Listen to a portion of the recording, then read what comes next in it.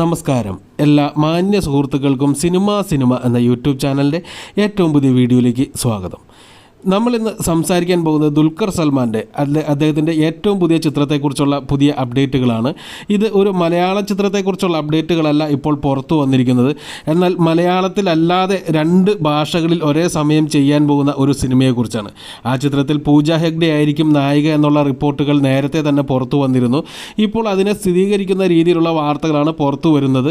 ദുൽഖർ സൽമാൻ നായകനായി വരുന്ന ഈ ചിത്രം മലയാളത്തിലല്ല, പകരമായിട്ട് തമിഴിലും തെലുങ്കിലും ഒരേ സമയം ഷൂട്ട് ചെയ്ത് മറ്റ് ഭാഷകളിലേക്ക് ഡബ്ബ് ചെയ്ത് ഇറക്കാനാണ് പ്ലാൻ ചെയ്തിരിക്കുന്നത്. അതുകൊണ്ടാണ് 2 ഭാഷകളിലും നല്ല സ്വാധീനമുള്ള നായികയെ തന്നെ ഈ ചിത്രത്തിൽ വച്ചിരിക്കുന്നത് എന്നുകൂടി അറിയാൻ സാധിക്കുന്നുണ്ട്.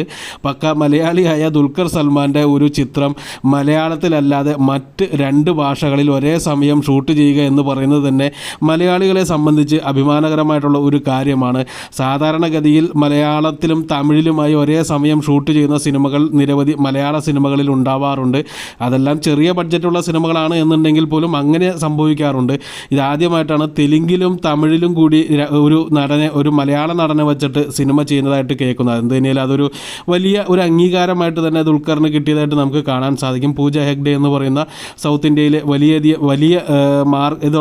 വലിയ റേഞ്ചുള്ള ഒരു താരത്തെ കൂടി ഇതിനകത്ത് വരുന്നതോടുകൂടി തന്നെ ഇതൊരു പക്ക ബൈലാംഗ്വേജൽ സിനിമയായിട്ട് തന്നെയായിരിക്കും അവർ പ്ലാൻ ചെയ്യുന്നത് എന്ന് തന്നെ നമുക്ക് വിശ്വസിക്കാം. അതിനേക്കാളും അപ്പുറമായിട്ട് ഒരു പാൻ ഇന്ത്യൻ സിനിമ എന്നുള്ള രീതിയിൽ, പാൻ സൗത്ത് ഇന്ത്യൻ സിനിമ എന്നുള്ള രീതിയിൽ തന്നെയായിരിക്കും അവർ റിലീസ് ചെയ്യിപ്പിക്കുക എന്നുള്ളത് കൂടി നമുക്ക് ഊഹിക്കാം. എന്ത് തന്നെയാലും മലയാളത്തിലേക്കും കന്നഡയിലേക്കും ഡബ്ബ് ചെയ്ത് ചിത്രം എത്തുമെന്ന് നമുക്ക് പ്രതീക്ഷിക്കാം.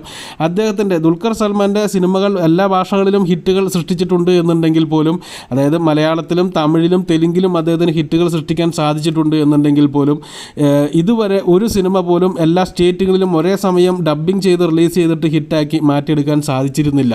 ആ ഒരു പോരായ്മയാണ് ഇപ്പോൾ ലാസ്റ്റ് ലക്കി ഭാസ്കർ എന്ന് പറയുന്ന സിനിമയിലൂടെ നേടിയെടുക്കാൻ അദ്ദേഹത്തിന് സാധിച്ചത്. തീർച്ചയായിട്ടും ഈ സിനിമയും ഒരു വലിയ ഹിറ്റായി മാറട്ടെ എന്ന് ആശിക്കുന്നു.